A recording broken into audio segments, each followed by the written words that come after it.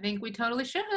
All right. So thank you everybody for being here. This is our session 4 of our G.R.O.W Summit.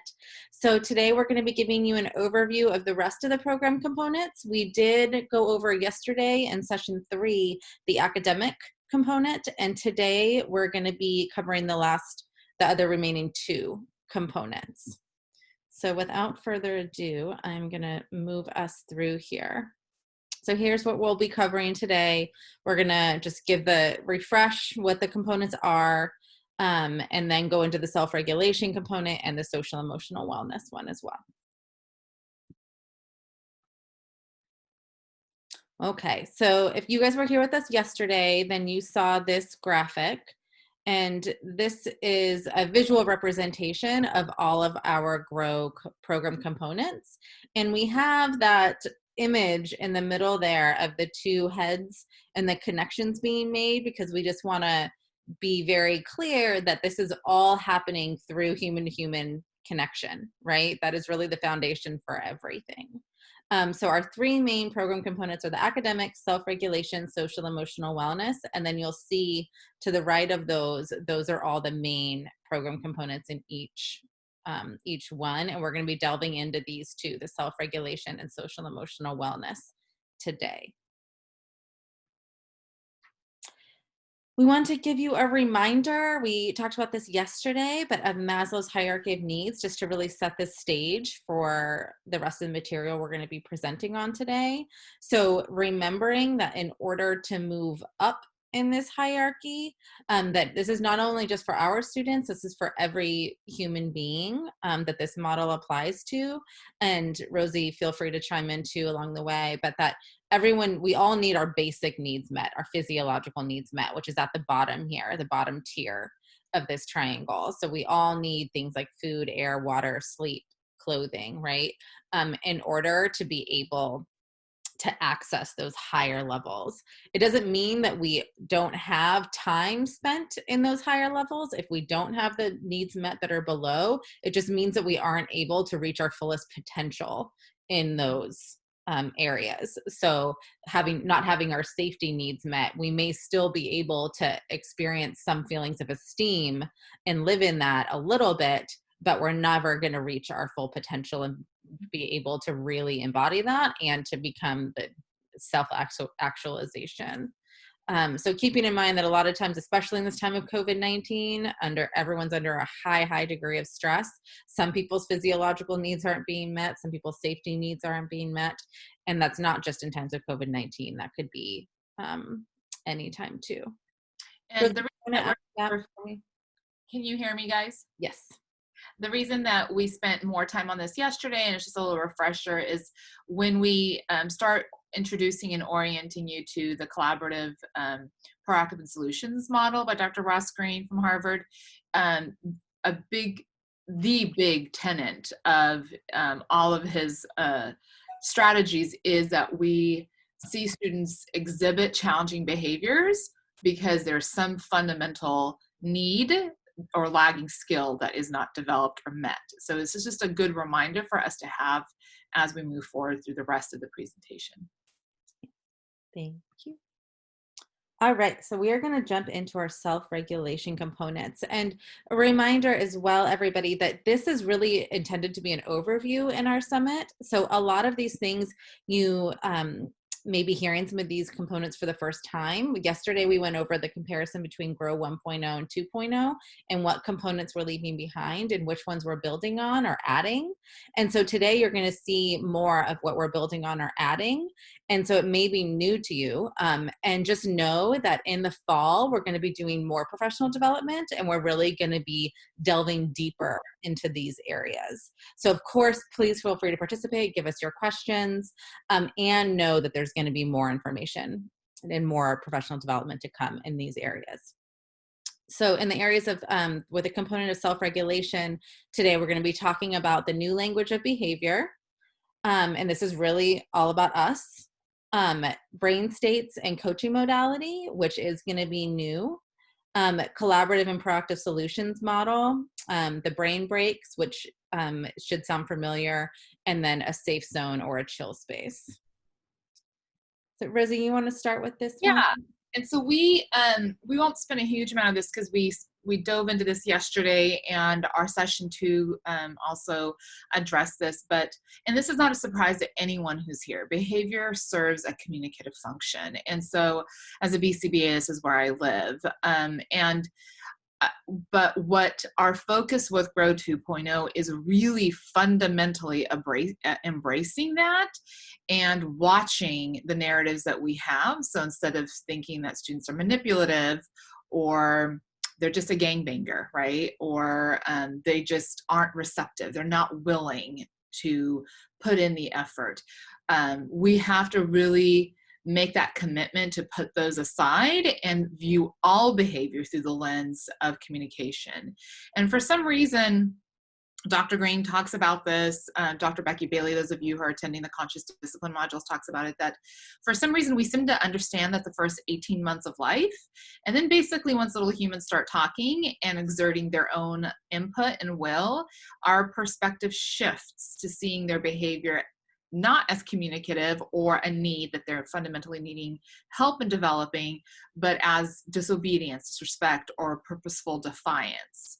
And so we've already talked ad nauseum in the last couple of sessions about why we develop those mentalities and perspectives, and it all boils down to it's just much easier for us to say that something with that small human versus us, right? And fundamentally, it takes a lot of effort and time to coach and build up these skills. Later on, we're going to share one of Dr. Ross Green's primary goals that he shares in all of his trainings, which is something that Alison and I, in launching G.R.O.W, originally launching G.R.O.W, we talked about that. For some reason, it makes total cognitive sense to us that we have to teach reading, writing, math, sports, self-help care, safety systematically, but also directly. But for some reason, we have, for hundreds of years, refused to see that the same thing applies for behavior, self-regulation, social emotional wellness. And so if we don't change our perspective and really accept that all behavior is communicative, then we're not looking at how to build skills in students. We're looking at how to stop the behavior because it's an inconvenience to us. It stops us from fulfilling our obligation, continuing our lesson. It's ruining other students' learning environment, all of those negative narratives that we've gone through. And so the key with all of the coaching strategies that we're going to share with you today and the CPS model is that it's really trying to empower teams with more skills and insight in how to really dig deep beyond just a replacement behavior of asking for a break or asking for an alternate assignment, but really addressing the fundamental issues of why students are ending up in our ED programs. There's plenty of rules in general education and every other school setting. So clearly, if it was just being stricter, having rules, suspending, having, stricter guidelines, then they wouldn't end up with us. There's clearly a much deeper need, and everyone here understands that. So I wanted to show you guys this graphic. Rosy's grinning because she loves this one. How do you? Well, I put together this graphic, but it was not, I'm sure you've seen many iterations of this. So it really is a visual representation of what's going on when we see behavior, right? So the tip of the iceberg is what we see, right? That's the behavior that we see. That's when we see kids purposely misbehaving, attention seeking, being oppositional, being defiant, testing limits, being lazy or avoidant, those narratives that we have. But it's really the idea is that that's the outside of what we see, and really what's going on underneath it is the meat of it, is what we need as the educators, and especially in our G.R.O.W programs, to be addressing is what's beneath the surface. So things having to do with the student's physiological state, their faulty perceptions, their faulty thoughts that they have, their emotional responses, whether that be shame, embarrassment, their stress responses, and we're going to talk a lot about that today, but where they may be in a state of fight, flight, or freeze, and that they are not making choices to behave in the ways that we think they are. They may be having thought distortions or ideas. They may be experiencing some physical pain or discomfort that they haven't verbalized, and that we're not aware of. They may be having adaptations to sensory motor processing or preferences. There may be, trauma responses. There's a lot of things that are going on beneath the surface that we are going to be addressing through our wellness model, through the G.R.O.W program. And that's what's going to create that meaningful change, and that we're not just about addressing and controlling that tip of the iceberg, right? Because it's really about what's below it. Do you want to add anything to that, Rosy? No. Okay. Beautiful. Great. So Can yeah, go ahead. Perfect. So here's a few takeaway points. And in some of the slides, just for being able to manage time, we're going to go through them a little bit quicker, but you have them in the Padlet. And all of this content is going to be updated very much in depth in the manual that we'll be disseminating at the beginning of the year, so that if there are concerns of staff turnover, that there is literally a manual that you could go to. Plus, these seminars are going to be available for staff to watch, as well as the conscious discipline and the CPS modules. So just a little bit of a reminder, and if it sounds like we're beating a dead horse, it is. It's just that it's very easy to say this is about our kids, that it's the kids, right? But really it is us. If we are going to be able to facilitate progress in students that every other setting has not been able to facilitate, we need to be able to put these strategies in place ourselves and actually model, and not just model, but if we don't literally learning and retraining our default settings, when our students become dysregulated, that impacts our own neurobiological physiology. There's no denying that. No matter how much you are immersed in behavior support, it does have a physiological impact to you. And so if you're more fatigued, if you have your own stressors going on outside of work and that student, if you are not practicing and literally working to reset everything and learn this, you are not going to be able to effectively coach that student and then effectively support their growth and development of what they need to develop. There's no ifs, ands, or buts. Those of you who've been listening to the Conscious Discipline series with Dr. Bailey, she completely beats on that drum, and so does Dr. Green from Harvard. So here are a few points. Children don't make you angry. Their behaviors push your buttons or trigger responses. So even when we aren't triggered, it's still impacting our physiology. When someone is screaming in your face, it is impacting your heart rate. I see people nodding. It is impacting your pulse. It's impacting your breathing. Hair grabbing onto you, biting you. Absolutely, there is a physiological, neurobiological response. If we had electrodes glued onto all of us, we would be seeing that, right? Mm-hmm. So what happens is when we start having those neurobiological responses, if we haven't been, when students are regulated and we're regulated, practicing these skills ourselves, we are not going to be able to access our thinking logical brain. It's not a choice thing. It's just what happens. And so it's all the stuff that we had talked about in the first two series, that our bodies are designed for self-preservation. So when we are not able to manage our responses, then our body gets the best of us. So if we walk around more guarded because we're triggered by certain students, and we've all had, I asked the teachers, and who are here, to reflect on this, and the staff as well. We've all had students that we brace ourselves, right? The student who periodically shows up and we're like, oh, he's here today. We already are setting up ourselves to have a different capacity to support that student. So if we go in guarded, we do not connect authentically. So if you remember the focus that we had on mirror neurons and our own neurobiological states, if we are going in already guarded, we are not going to be able to authentically, we can't fake that, right? That's why kids know if we are legit or not. And so this is why us learning how to use all of these strategies, and when we dive into today the different brain states and the general coping strategies, and then the specific coaching modalities from conscious discipline. We have to be practicing this constantly, and not just at school. This should be the way that we live, because again, this isn't just an ED thing. This is not an opinion that Alison and I just kind of plucked out of the universe.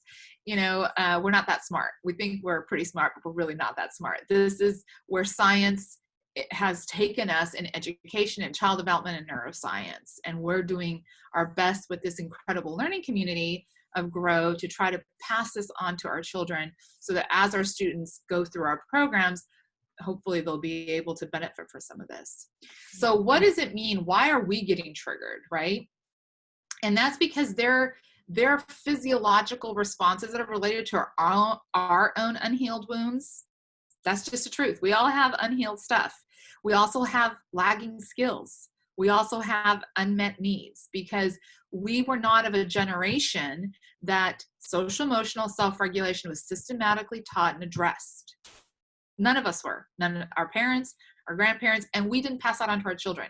The kids that we have in our classrooms right now are literally getting 1% of what this is going to look like. We've mentioned that education is going to look completely different in 15 years. And education, one of the strange silver linings, if you could say it's a silver lining from COVID, is that it's really taking the direction that education and child development was going in and best practices, and it's pretty much amplified it by a decade. So ready or not, here it comes, right?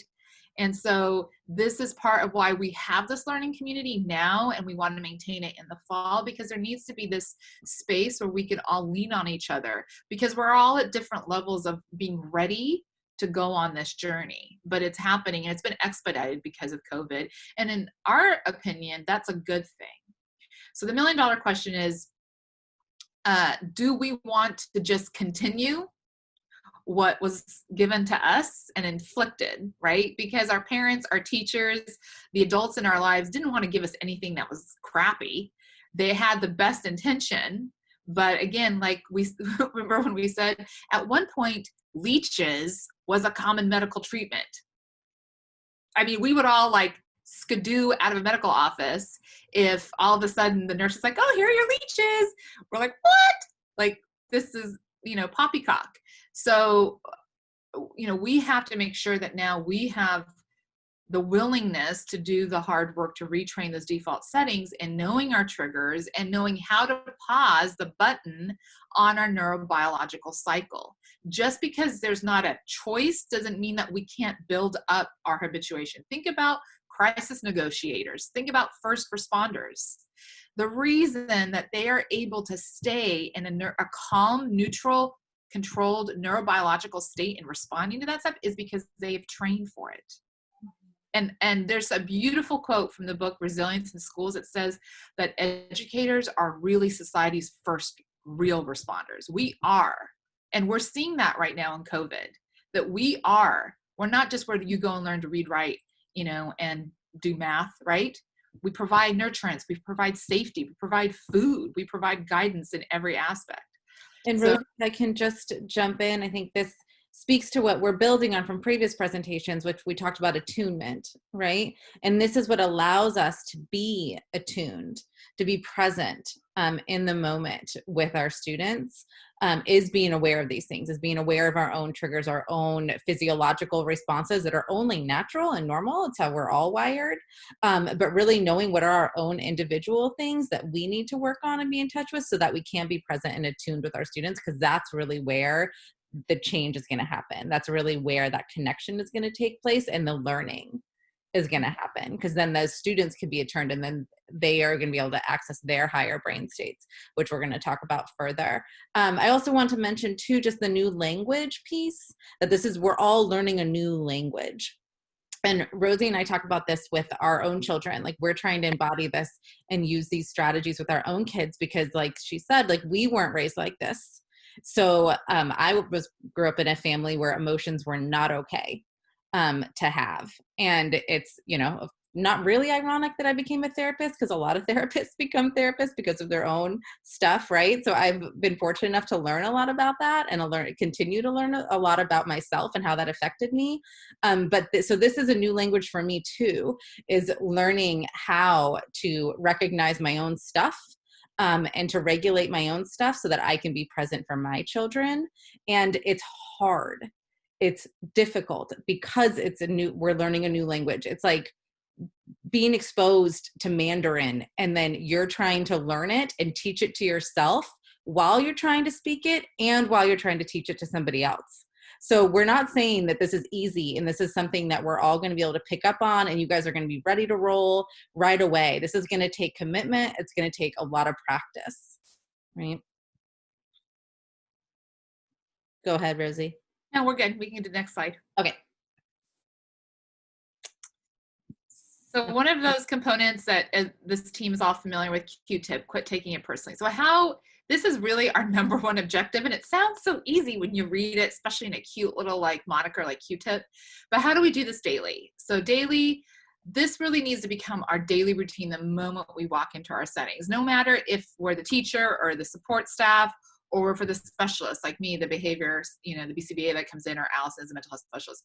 We need to review and refresh the brain states and coaching modalities. One of our goals is going to be to have every staff in each program have a set of the brain states and corresponding coaching modalities where you're able to take notes. And when you have your own internal team meetings, or you have you go through collaborative problem solving with students, you're able to write your own notes, and that's your own like learning journal, right? Because this is a learning community right now, and when we have our kids or whatever that's going to look like, we need to intermittently and on a set interval. We're going to talk about this.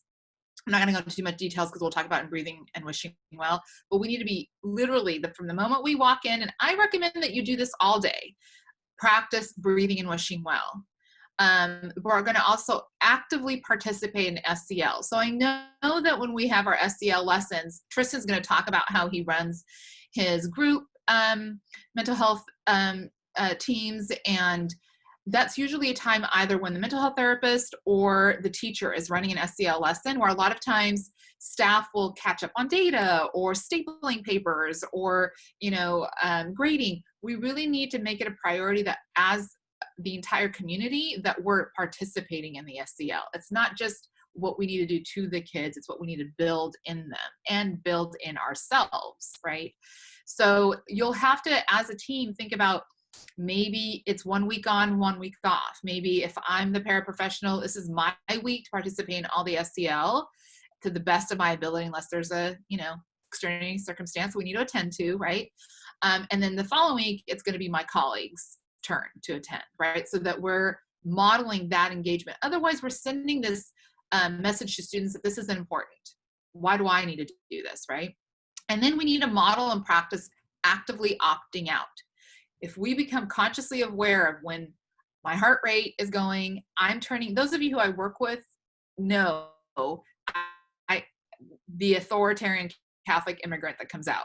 It slips. That's my default setting, right? And so when I am becoming aware of that's coming out, I need to opt out. Team members need to know how to opt out, and without there being penalty that you're not doing your job, because actually that's when you're doing your job.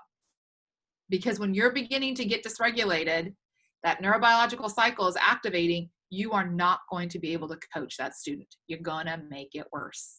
And when we debrief, we always say, yep, made it worse. Mm-hmm.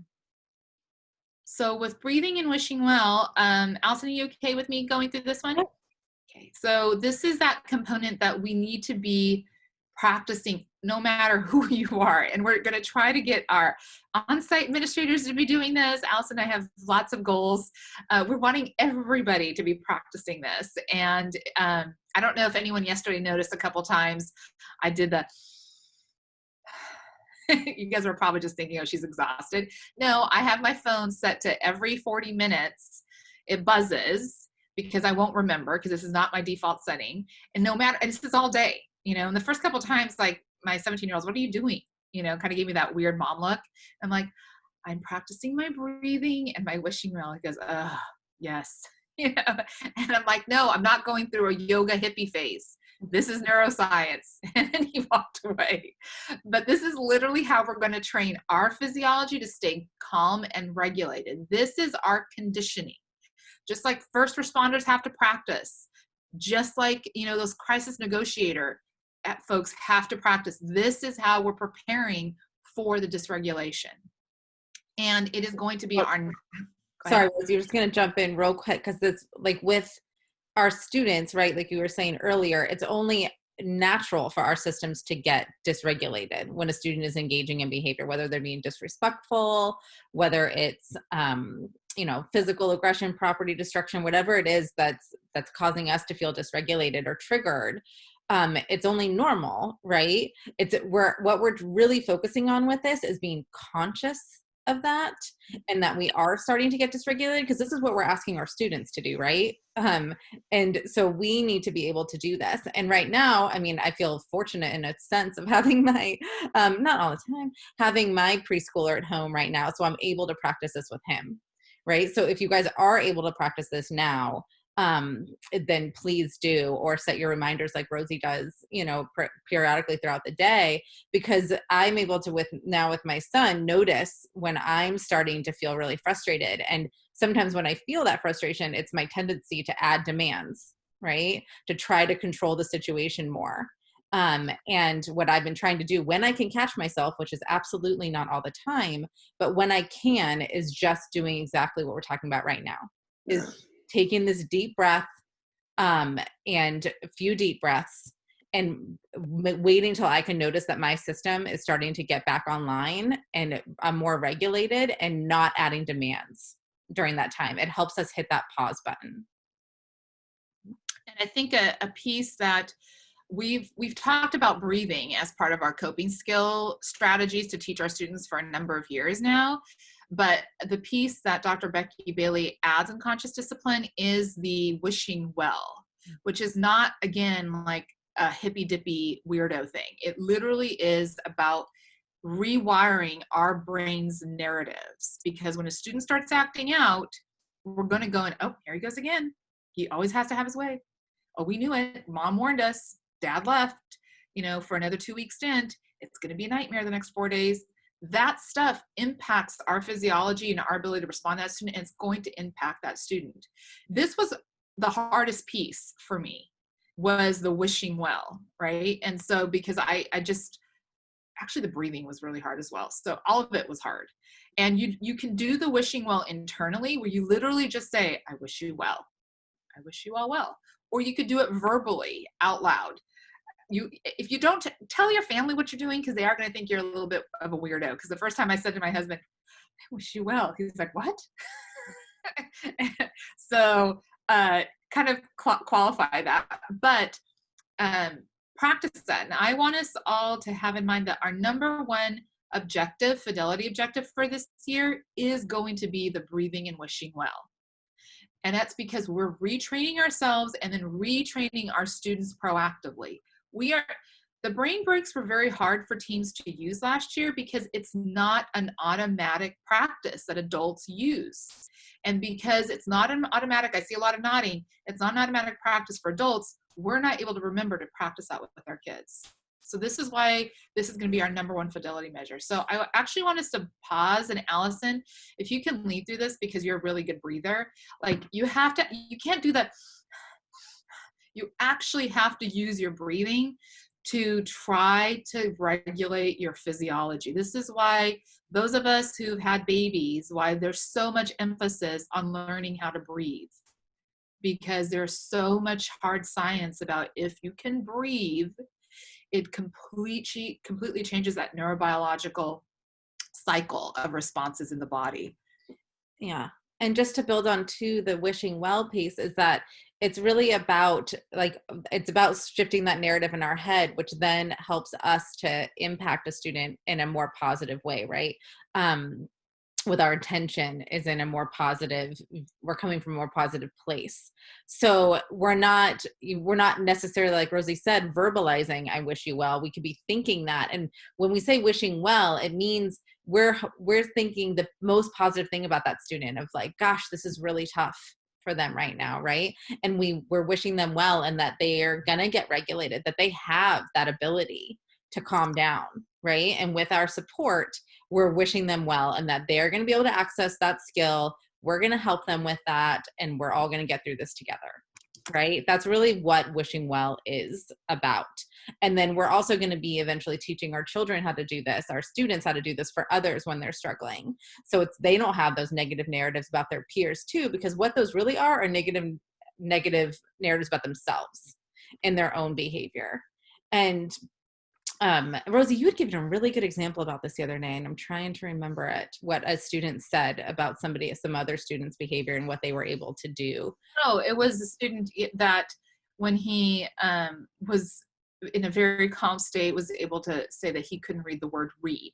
He didn't know how to spell it. And it was an aha moment for one of his classmates, who tends to be his nemesis, because he had never realized that was what the difficulty was. And he said, "Oh, no wonder you don't like doing work," right? It was an aha moment for him. Can I, before you lead us on the wishing well, can Brianna made a really excellent point, and I just kind of replied, but she had said that she's having a hard time swallowing the wishing well pill. And I think that is like the best way to put that, because initially when Alison brought this to me in the fall, I'm like, what? I totally had the exact same. I'm like, what cockamamie hippie thing are you trying to sell me? And then I started reading all the science on narratives and self-fulfilling prophecies. And and we can share those research with you. Dr. Becky Bailey and Dr. Ross Green have this quite a bit in their work as well.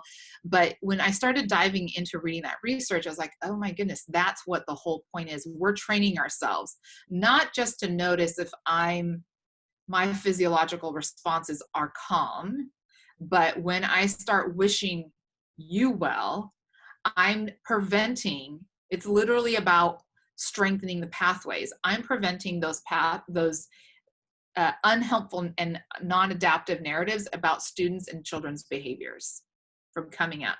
Because all of us, well, here he goes again. He's just being a punk. He's just used to getting away with stuff. It's because we let him have, that bowl of popcorn non-contingently, right? All of those negative things come into play, and that does impact our ability to support another human being, right?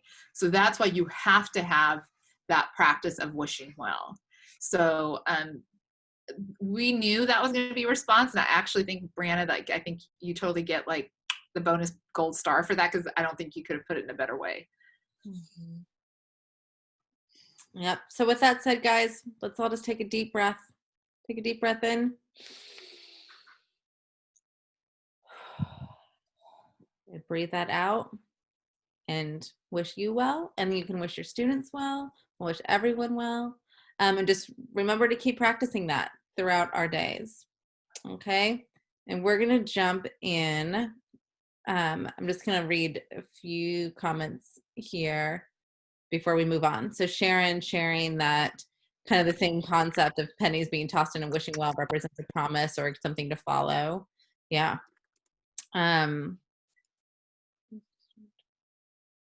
Yeah, sorry, I'm just reading these to make sure. Yes, Debbie. Okay. Brain states. So this is a graphic from Conscious Discipline that Dr. Becky Bailey uses. So, and this is a new or change component for our GROW model this year. So brain states dictate behavior, right? We're talking about not choices that they're making. It depends on what brain state that the student is in and that we're in. We're all the same, right?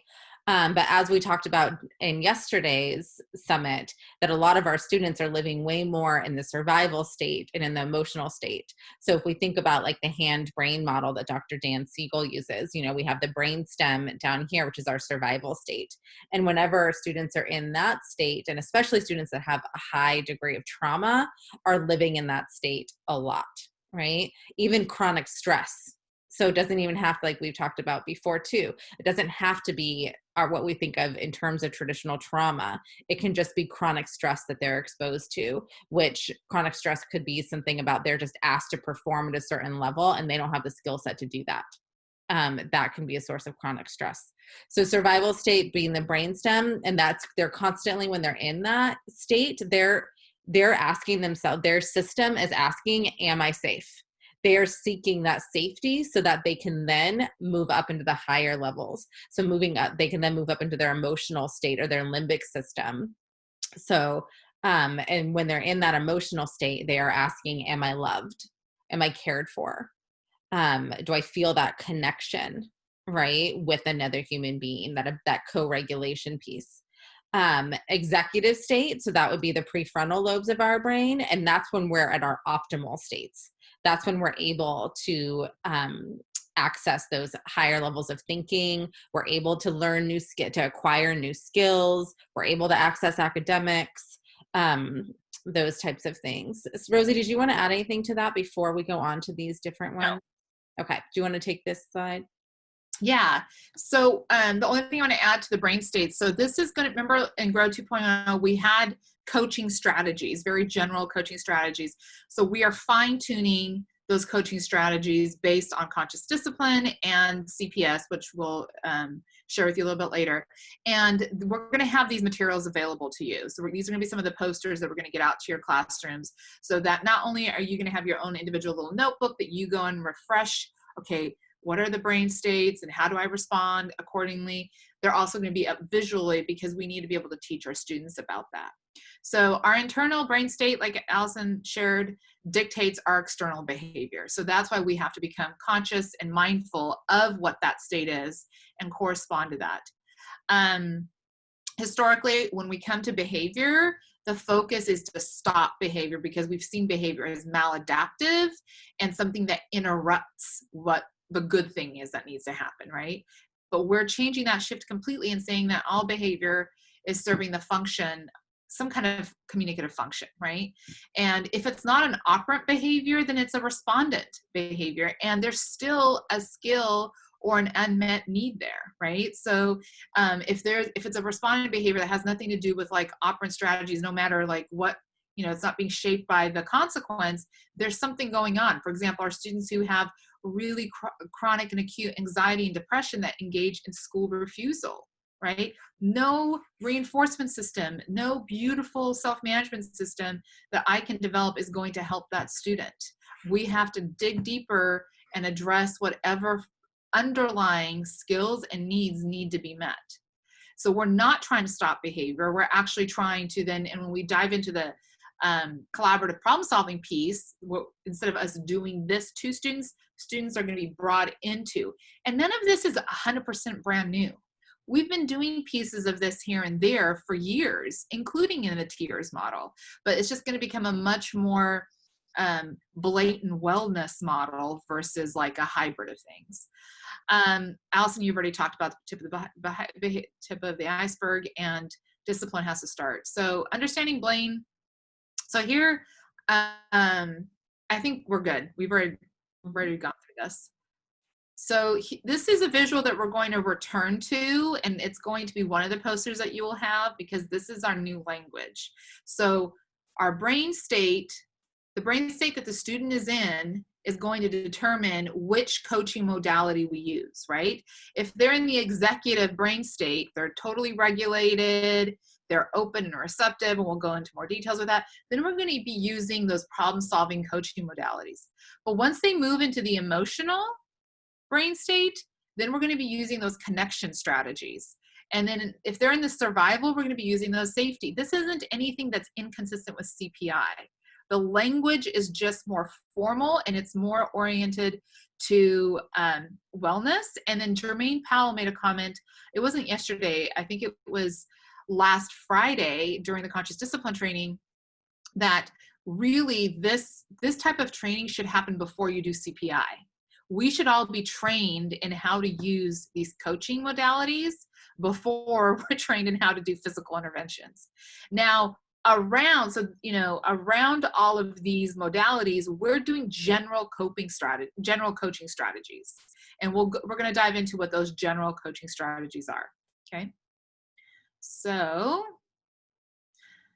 the first one, Alison, do you want to dive into this one? Yeah, and this is consistent with conscious discipline. So if you guys have been participating in that, this sounds familiar to you. And this kind of goes a little bit with the job talk that we had last year, but we want to be embodying that it's our job as the educators to keep you, the children, the students safe. And then the students, it's your job to help keep it safe. And how do we do that? We do that with our general coaching strategies, with these coaching modalities that we're going to talk about. So moving from a language of fear to a language of safety. And some of these examples you might find are a little more geared towards like elementary. And so feel free to chime in if you have some examples. And we're going to be, again, diving into this more in the fall and giving case examples and what this could look like for junior high, high school as well. But the same principles apply. So not trying to control behavior with fear. We're trying to promote that sense of safety, which is going to create that more meaningful change in the brain. So language of fear example is no running. What is our rule about running? And trying to get the students to stop and then walk, right? But instead of doing that, moving to that language of safety and saying, walk in the halls with your hands by your side so that everyone's safe, right? Having that more language geared towards safety. I'm getting a toddler interruption, Rosy, if you can jump in. So,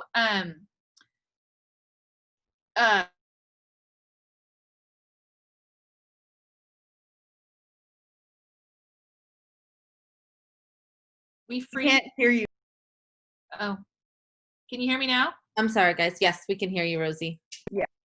I came to the office because we are having power issues at our house. And literally now I'm getting messages at the office that we're having internet issues. So I'm so sorry. So the focus of the safety language, as Alison was saying, is again, not to inadvertently, shame kids or inadvertently then trigger ourselves. That's why we want to use the language of safety. So let's read through some more examples. Instead of saying, our agreement in this classroom is no put downs. How many times have we said it? Excuse me, our agreement in this class is no put downs. So not only is that like possibly going to escalate that student because it's shameful, right? Or cause an intern, it's already amping up our physiology, right? I'm like the queen of like my face can say disapproval, even though my words are trying to say something different.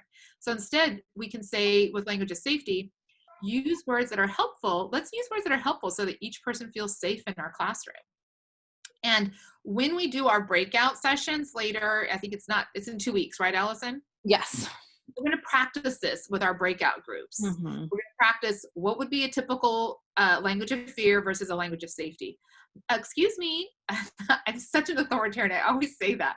Excuse me, no standing on your chair. You're going to fall and get hurt. Versus there's even a tone that goes with the language of safety. Sit on your bottom on the chair so that you're safe, right? So it automatically, when we are choosing our words, it's automatically forcing our bodies to connect with our students. So you can see how this is an overall language of safety. Alison, you want to add and move? Oh, sorry about that, guys. My husband was able to get him out with a water table. So, yeah, Sharon's mentioning that this is great because it is also other-centered and creates space for self-regulation and for taking responsibility. And we're actually going to get into that a little bit more, Sharon. So yes, I agree. Our other general coaching strategy is moving from judgment to noticing. So knowing that we talked about this a little bit, the students know right from wrong. They know what the rules are, and we need to support their conscious knowing of what's right. So we need to bring them back to that place because they do know. And we tend to judge the behavior when the students just want to be noticed. They just want to be seen, right? And not necessarily, and they're just trying to get us to notice them. So and then we have another slide on this one, but let me see here. I have to collapse that. We want to be able to highlight the students' unique skills and gifts. So we want to talk about describe their skill or gift. We want to be really genuine in that and purposeful and frequent in how we do this. So if we see a student that's really excelling at something and they're doing it really well, highlighting that and saying like, wow, what a skill you have. You're doing such a great job with that. Are you willing to go help somebody else and show them how to do it, right? So really empowering them, really noticing them. saying something like, you really know what you're doing. You followed that math procedure and completed the problem. Are you willing to go show someone else how to do it? Again, that other-centered piece, recognizing their skill set and having them then share that with somebody else. So this notion of you language becomes I language, again, something from conscious discipline. So some examples of this would be saying things like, oh, you moved over so the other student could walk by you. That was helpful, right? So you're noticing that. And what the student hears from that and takes from that is, I was helpful. If we do this in the negative way, then what the student takes from that is, gosh, I'm a bad kid, right? If I closed the door and didn't let that student out, and then we judge that, then that kid walks away with a negative narrative in their head.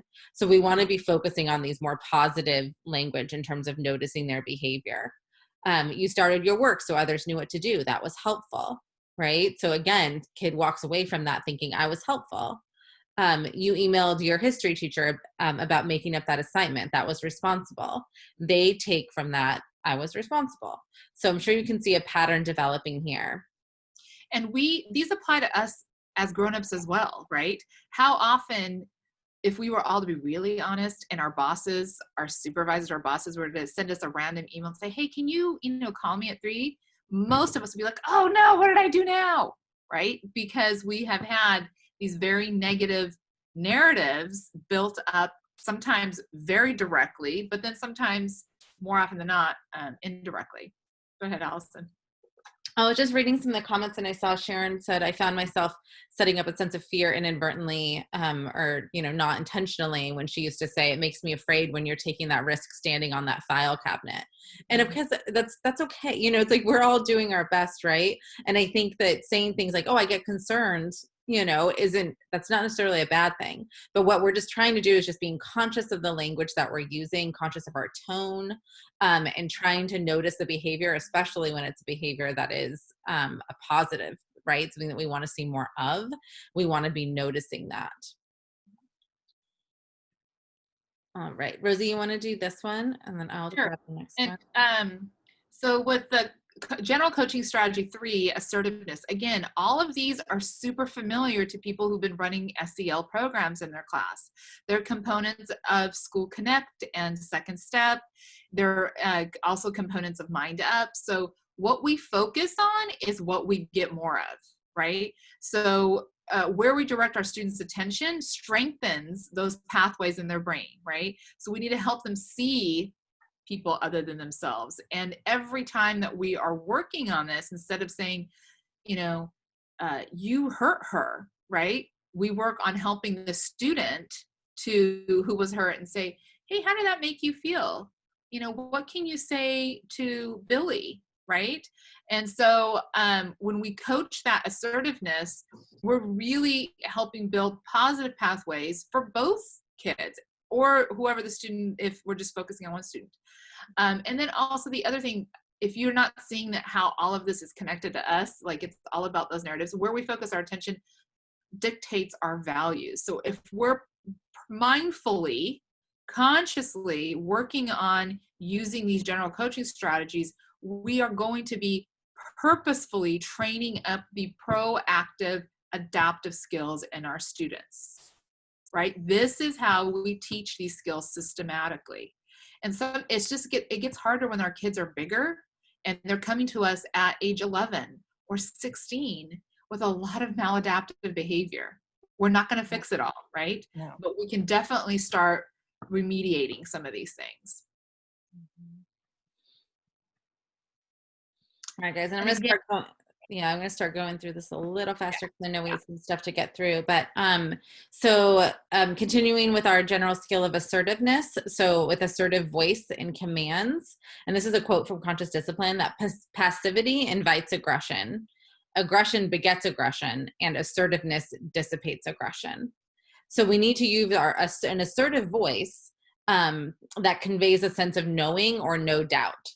So instead of using a passive voice, such as like, is this okay with you, with a question at the end of it, when we're trying to get a student to do something, it kind of asks permission. So we want to try to avoid using that passive voice. We want to also avoid using an aggressive voice, which kind of communicates a threat, an or else at the end of it. And what is that or else? Usually we don't have one.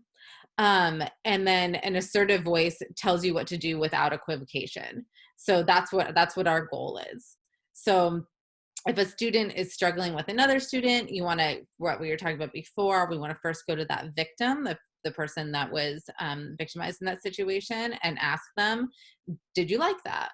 And instead of us going immediately to the aggressor, and giving some kind of feedback in either a passive or an aggressive voice, we want to first coach that student and skill build in both of them at the same time. And these are interactions that, again, happen with our elementary, junior high, high school.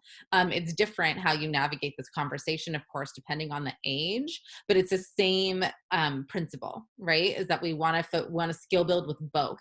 And there's a lot of opportunities throughout the day to practice this. And this is really where our students live, is in, to these times of conflict. And so using these as opportunities to coach is where we're going to get that meaningful change. So going to the victim first and saying, did you like it? And if they say no. So you say something like, well, go tell Jimmy, I didn't like it. I don't like it when you push me. When you want my attention, tap me and wait for me to look. Or I don't like it when you call me a name. Call me by my name, right? Call me by my real name. Call me Alison. So those are the type of general coaching strategies that we want to be using all the time with our students. And again, we're going to be going over this a lot more in the fall, and we're also going to be talking about it more as it applies to your age group when we do those breakout sessions next week. Here's this slide again. We just wanted to remind you, because now we're going to go into the coaching modalities that go along with our 3 different brain states. So now we're going to be talking about, again, the executive brain state, emotional, and survival. And along with executive, we're going to have the problem-solving coaching modality, with emotional, the connection coaching modality, with our survival, the safety coaching. Alison, I think with this piece, I think we just kind of go over it really quickly, and they can read through the slides, because we are going to be spending quite a bit of time actually not only like going into detail about how to do this with case scenarios, but then with your teams as well, because I want to make sure that before we give Tristan plenty of time, and I want us to cover the CPS. We've been alluding to CPS. So with the brain states and coaching modalities, we just reviewed general coaching modalities, and now there's going to be specific strategies that you use in coaching a student when they are in certain brain states. So Alison, do you kind of want to just coast through this one? Yeah. So with our brain state, when we're in the executive frontal lobe part of our brain, that's when we're able to use impulse control. We can access working memory. We can better regulate our emotions, and we can be attentive in the moment. And we're in that brain state, we are able to reflect on our behavior, and we're more able and willing to try things, right? And to do things that are hard for us. When we can see that they're in that brain state, that's the time to be practicing a lot of their skills, right? That we're trying to teach them, those new acquisition skills, right? We're trying to teach them that. So we're going to be talking a little bit today, but we're just going to really briefly review like the calming space or the safe zone. Like this would be a time to be practicing and teaching students, what is the safe zone? How do you use the safe zone? Let's practice that.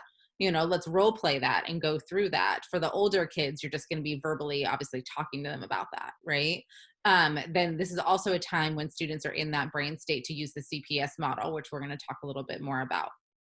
That's when they're regulated and they're available for that. When they're in their emotional brain state, so this is when our internal CD-ROM is just going with all of our negative narratives, and we're triggered, and all those things are coming up and firing for us. What it may look like is that we engage, or our students engage in verbal aggression towards either themselves or towards others. They may be engaging in bullying type of behaviors, of teasing or antagonizing. some minor property destruction, tearing up their papers or pushing things off their desk. They may be shutting down. They may be crying or self-isolating, and really disengaging. So in that, when we see a student engaging and within their emotional brain state, we see those signs, then we are going to be using our coaching modality of connection. That's really where we're working on using our empathy and encouragement to connect with the student, to really meet them where they're at, and using those skills with the intent of helping them get to their executive brain state. And then our final brain state is survival. So that attack, defend, surrender, or fight, flight, freeze state of being, where students may be engaging in more severe property destruction, more significant physical aggression towards themselves or others, or elopement. So our corresponding coaching modality here is maintaining our composure, right? Is maintaining our composure. And we do that through active calming, and keeping our composure and maintaining safety in the environment to the best of our ability. So these are very similar to everyone who's been trained in CPI. It very is congruent with what CPI tenets are all based in. It's just much more laid out so that we're training ourselves. This is why the breathing, right? I'm in my head wishing you all well, is so essential for us to practice, because we need to learn how to stay in that executive brain state. So then when our students start slipping, we don't move into the emotional state, right? And we do. Like when we're tired and we have all of our own things that we bring in to work with us, but we compartmentalize, they still impact. And if we're not practicing regularly how to do this, then we're not going to be at our best. Rosy, remind me why we put the caution sign. Probably to tell ourselves to watch the time. Yeah, we put that in there to give a caveat to something, and I don't remember what it was. If it comes to me, I will let you know. So to go into a little bit more of those coaching strategies or modalities to create the safety. So those are composure and active calming. So what Rosy was just talking about with breathing and wishing well is us maintaining our composure. So in doing that, we are being the person that we want others to be. We want to acknowledge that no one can make us angry without our permission, right? That we can work on maintaining our composure, that it's not them doing it to us. And that it gives us access to our higher states of our brain, to our executive functioning, so that we can be problem solving. And we want to be thinking about same things that we're doing with CPI. We want to be thinking about our proximity, our posture, our tone of voice, right? So that we are communicating that felt sense of safety with that student that is going to help their body to regulate and calm down. So we're no longer in that crisis phase. We're moving out of the fight, flight, freeze response, right? And we're implementing those CPI strategies. So in doing this, what we can do, and I've been doing this with my toddler, honestly, when he's throwing his big tantrums, he has big meltdowns, is taking 3 slow, deep breaths, right? Not adding demands, not saying anything, just us taking some breaths, and telling ourselves that, like, I'm safe. I need to keep breathing and I can handle this, right? Because we need to override that CD-ROM that's in our head of, I'm not sure that I know what to do right now. This really isn't safe. This kid shouldn't even be in this program. He doesn't belong here. We need to do something about this. We go into that place, and the more that we stay in that place, we're not present. We're not able to be there with that student, and it's conveyed through those mirror neurons as well. So that student if we're not able to get ourselves to this place where we can take those deep breaths, we can tell ourselves we can handle this, we're regulated. If we're not able to do that, it's going to be really difficult to get the student to be able to do that. And we're also in this process wishing them well, right? And there's science behind this. So knowing that our pupils dilate and the unconscious part of the student calms down when they feel less threatened. So there's the neuroscience piece taking place in those mirror neurons that are happening, that, again, you can't fake it, right? It's something we have to embody. And if we aren't willing to do this, then we can't teach somebody else how to do it. So if this is something that we just say, this is just like Rosy's word, poppycock, right? But yet we try to teach our kids coping skills and think that they're just not, they're just not capable or they're not getting it. If we're not willing to embody this ourselves, we aren't able to teach this skill to somebody else. So we have to be willing to take this on. So the second coaching strategy, or corresponding modality would be connection. And again, when you read through this is stuff that we all like, right? When we are in an emotional state, an emotional brain state, we don't want other adults to be adding demands or telling us to pull it together or telling us that, we're just being dramatic. We want people to empathize, to connect, to validate, and just to maintain with us, right? And Alison, I think I'm going to just have us move through this. Mm-hmm. And so we get to and then this is not anything that is going to be rocket science. It's going to be built on all the other trainings that you have done, but in a much more concrete way. Mm-hmm. Okay. And then do you want to just wrap up with the problem solving? Yeah, this is our corresponding time to when we're in our executive state. So this is where we are able to practice those skills with the students that we're trying to teach them, those replacement behaviors when we're working on our IEP goals and objectives. And this is where we're going to be using the CPS model. So I'm going to go over that just briefly, but know that next week in our G.R.O.W Summit, next Wednesday. So it's going to be, what date is that? The 20th. So the 19th, next Tuesday, is our teacher presentations. And then Wednesday is when I'm going to be giving more of an overview of this, the collaborative and proactive solutions model. So we have a whole presentation dedicated to this. Right now, I'm just going to introduce you to it briefly, but this is something that kids of all ages can use. No matter whether you're ED or not, but especially effective for our students with challenging behavior. So this is the picture of Dr. Ross Green from Harvard University, who developed this model. He has lots of books, which will show you a few of those titles, but I just want to read this quote to you guys from him that he says, "No one thinks punishment will teach a kid math or to read. And why do we put behavior in a different category of developmental delays is beyond me." So again, kind of what we've already talked about, that this is something we need to diligently teach, right?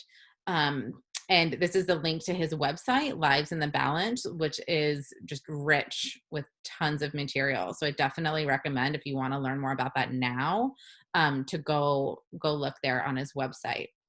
So his CPS model is non-punitive, it's not adversarial, it's a trauma-informed model of education.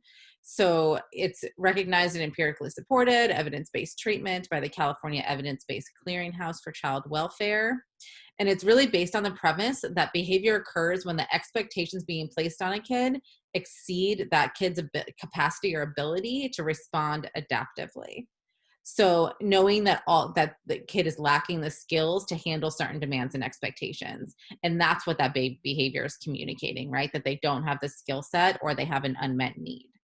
So the goal is to help kids and caregivers or educators solve those problems rather than trying to modify the kid's behavior through applications of rewards and punishments. So a lot of this stuff is what Rosy and I have been talking about already. So we're really trying to empower the student through this collaboration and this proactive way of coming up with solutions with them to help them solve their own problems. And in that process, they're learning a ton of skills, right? They're learning how to learn. Actually, I'm not going to go into that too much because it'll take too long. I'm going to save that for next week. So in the CPS model, the problem solving it's collaborative and it's proactive. So we're not doing it reactively. We're not doing it in the moment when the student is escalated. We have a modality with CPS in order to identify the problems that student the problems that student has or the challenging, under what circumstances students have those challenging behaviors, and then have these proactive and collaborative conversations with them about them when they're regulated. So that way we can develop solutions together when the students are in their executive state, in order to plan for how to solve those and develop those solutions together and then try it out, right? So the goals are to foster collaborative partnership between the adults and the kids, to engage kids in solving the problems that affect their own lives. So having them be a part of that, because a lot of times we develop these behavioral strategies, we develop systems in order to try to shape behavior that we think that we know what's going on. We think we know the root of that behavior, and we get it wrong, right? We're not always correct in terms of what is driving that behavior, especially students that have a trauma background. But a lot of students that we're guessing what is underlying that, and it's our best guess, and a lot of times we're incorrect. And so we're implementing an intervention and we're totally missing the mark. So that's where this whole collaboration piece really comes in, because we're really getting the students' input as to what is getting in the way of them being successful, what is contributing to that challenging behavior. And we're addressing their lagging skills versus just doing a replacement behavior through direct instruction and intervention. So let's see. I think you can kind of just move through this. We already just basically touched upon it. Yeah. So let's see. Yeah, I think we've already touched about this. Just knowing that this is, again, for all ages, all eligibilities or diagnoses, and it's more about us as the adults learning how to navigate the steps of it, which we will go into more depth next week on. So just a brief visual for you that in Dr. Green's model, he has the plan A, the plan B, and plan C, and we want to live in plan B. So that's where we're collaborating with them. So plan A is imposing our will on students and trying to get them to cooperate. Plan B is this collaboration model. And plan C is just knowing that we're not gonna be able to address it all and we need to let some things go. So we're gonna go into a lot more detail on that next Wednesday. So if you want to take a look, these are some of the materials that he has out there. So you can get all these books on Amazon. Feel free to take a look and know that we're going to be taking a deeper dive into this at a later time. So I'm going to just quickly go through. Last year we had brain breaks and we are maintaining them. We're going to have some more specific just kind of recommendations and general strategies for you guys and how to do them. And I think that they're going to be much more accessible for us to remember to do them when we're all practicing doing our own breathing and wishing well. And then the safe zone or chill space. Do you want to move to that slide, Alison? Same thing. We, many schools, in an effort to be addressing discipline issues and suspension and being more aligned with wellness models, are having those break areas or their chill spaces in classrooms. And so we will also be putting out some additional suggestions for your teams to be able to use. And then now we can move into the social emotional components. Overall, these are the general, and the most important of all is the connected relationships. And that just sounds so easy, right? But that is literally everything else that we do. Academics and self-regulation is irrelevant if we're not being able to establish this. This is where we learn, right? Especially for our kids.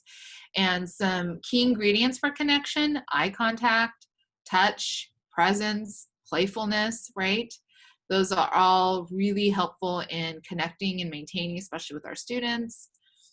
And then we say this over and over again, and we do it for a reason, because we have to be presented with this content over and over again until it becomes our default, right? Connections on the outside build connections in the inside. There's some really cool images out there of these neuroscientists who are literally walking into this really insane MRI machine with their own children. So they're choosing to expose their kids to whatever they're exposing to. And when they're in connection, when they're in a tuned relationship, their brains are literally lighting up in the same ways. And they're lighting up in all the areas that we will want them to light up. So again, those connections on the outside build the connections on the inside. Sharon's asking, how do we reframe touch component in the age of COVID-19? That's a very great question, Sharon. And probably right now we don't. I mean, obviously right now we're not physically together anyway. But when we are, who knows what the guidelines are going to be then?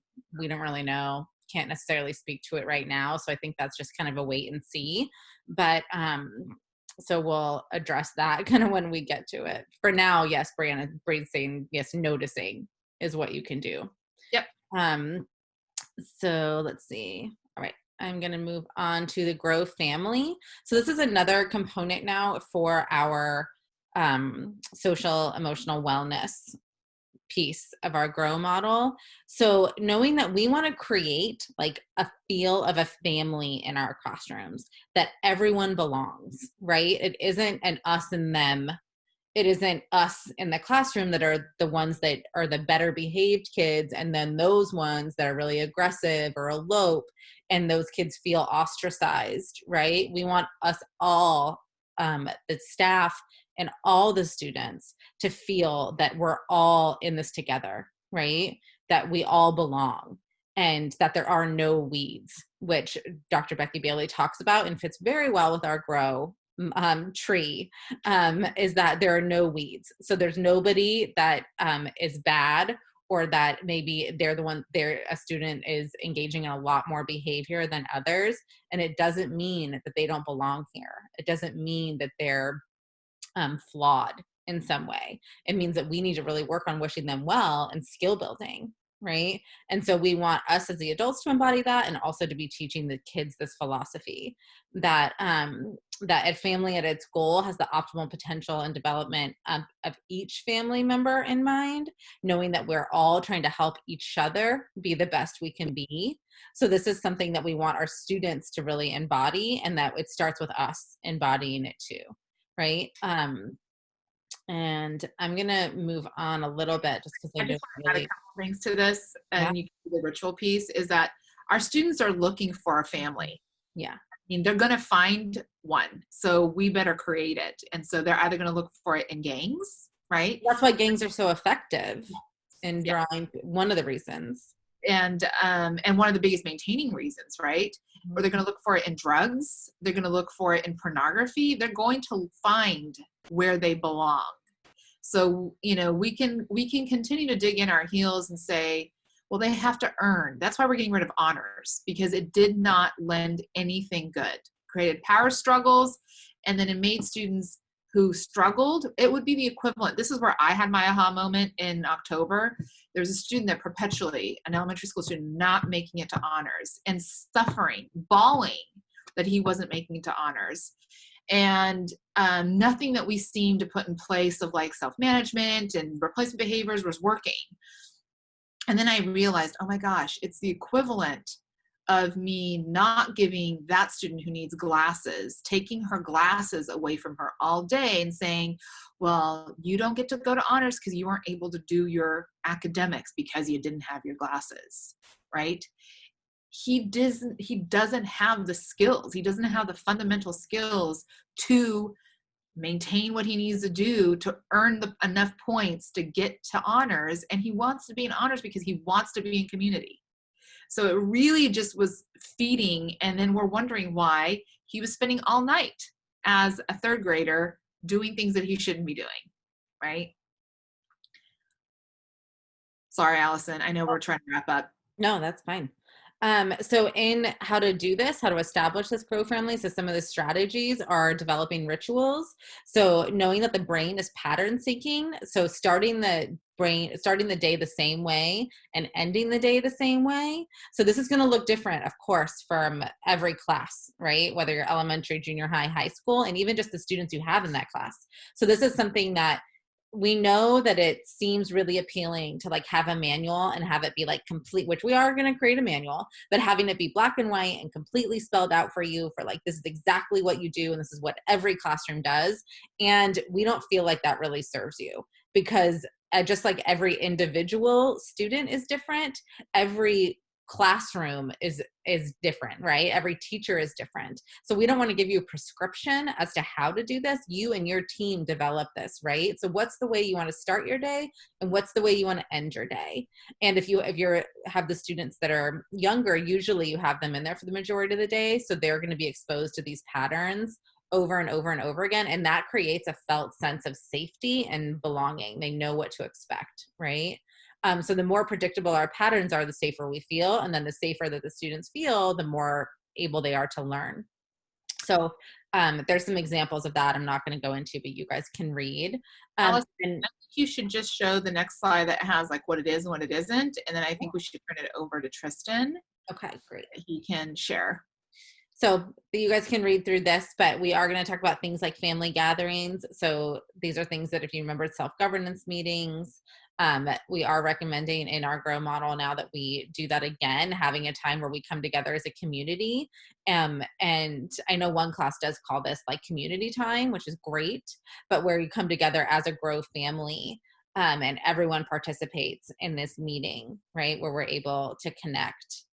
And then just to really briefly cover wellness time. So instead of honors time, we're having wellness time, which Rosy meant earlier. And this is time that'll be built in every day for staff and students to connect and be in real relationship with each other. That's not contingent.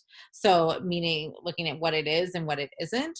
So what it is that it's student driven. So in terms of activities that they really want to engage in, that we're not highly structuring it. We're not dictating what they do per se. I mean, with obvious safety concerns in mind. It's non-contingent. They don't need to earn this access to this family wellness time, and that it's fun. It's not supposed to be a time that's stress-inducing, that's triggering. Will there be opportunities for coaching? Absolutely, right? For learning and skill building, yes. But it should not be a time where either the adults or students are experiencing a stress. It should be a fun time where everyone can be in relationship with each other. And then our last component here for our wellness is the counseling. So still recommending individual counseling and group counseling. And I'm not going to go into that too much because this is what Tristan is going to be covering in just a minute. We're also going to be doing our GROW SEL curriculum still. So we still have the Padlets for growth, mindset, resilience, other-centered, and work ethic, where Rosy and I are adding to those Padlets. And if you guys always have resources, please send them our way, and we'll add them to the Padlets too, for you guys to be using and to move through quarterly through these different curriculums. So we're also doing that direct teaching and instruction in SEL throughout the week. All right, with all that, I want to introduce you guys to Tristan Smith. Tristan, feel free to share your screen when you're ready. Tristan is a licensed marriage and family therapist, and he works for Santa Barbara Unified School District at 2 different sites, at Goleta Valley Junior High and also at Dos Pueblos High School. And you probably heard Ryan Fountain, who presented a wonderful presentation yesterday, the teacher there from Dos Pueblos.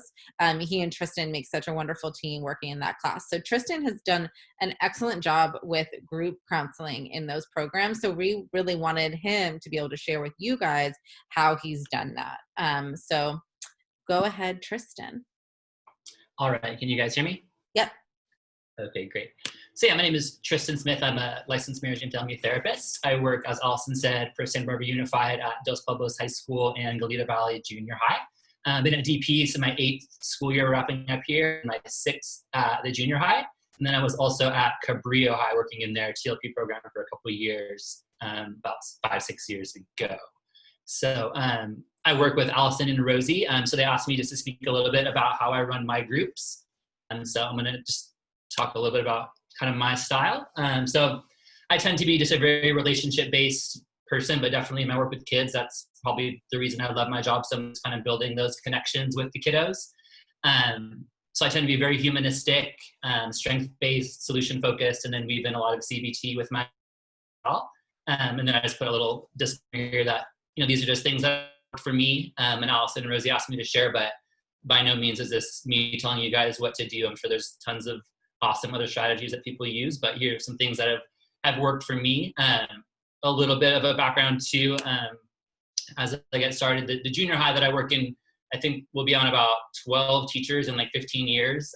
So it's been kind of a tough program. So really just even being able to get the kids to sit still and take in, any type of activity for more than a couple of minutes was the initial goal. And now we've gotten to the point to do, 45-minute, groups each Friday morning out there. So here we go. Here's kind of general rules that I kind of abide by or use with my groups. This goes for individuals too, individual sessions too. I never make them mandatory. I don't know how you would anyway, but I like to just make attendance optional. I think that helps in a lot of different ways. First of all, I think, as I noted there, it helps to ensure that students that are in the group are ready to be there. They're in a positive mindset. They want to be there. You don't have somebody who just got told what to do and having their own emotional response to that in the middle of your group session, right? This also gives the students some control and voice in their day. A lot of our kids don't have a lot of that in their day. They don't get to make a ton of choices. Sometimes they do, sometimes they don't, but I'm really big on allowing students to make their own choices and practice at that. That probably helps that I work with older kids, but I guess I do the same with my little 2- and 4-year-olds at home too. Yeah, counseling should never be required or forced, I don't feel. And then if a student consistently chooses not to participate in group, me as a team to problem solve around this. Maybe that student would benefit from having maybe a smaller group with him and a couple of students that kind of fit in with his, I don't know, personality or age or maturity level. Maybe there's other ways we can meet that need, or we can adjust things. So the fact that attendance is optional, I don't mean to say that we don't need to include this with all of our students, because of course that's the goal. And I've almost never had students not attend other than just kind of once in a while when they're trying to catch up on assignment or just need a break. So participation also is optional too. So when they choose to attend group and come with us into the group, they don't necessarily have to say anything. And they don't have to answer certain questions, that's for sure, if they don't want to, right? So we all know some kids are not comfortable talking about certain things, especially in a group setting. For some students, even speaking up in a group is a big thing for some of our anxious kiddos. And I find that just kind of letting kids know that initially helps to keep the attendance up if they know they're not necessarily going to have to do anything. And just like the attendance, the kids all participate very well. So I think just kind of giving them that permission actually increases attendance and participation. Just again, it just helps them to feel more comfortable. And if the student is having a day they don't want to talk, I'd still love for them to be there, still learn and benefit from group, and just be around them. That's that. So self, that's obviously a huge thing with all teenagers and especially probably kids in our programs. So I don't know, I think I might go a little bit differently than some people, but I kind of base it a little bit on age and maturity level of the students in my group. The general rule is no, you can't have your phone out, you can't be using technology.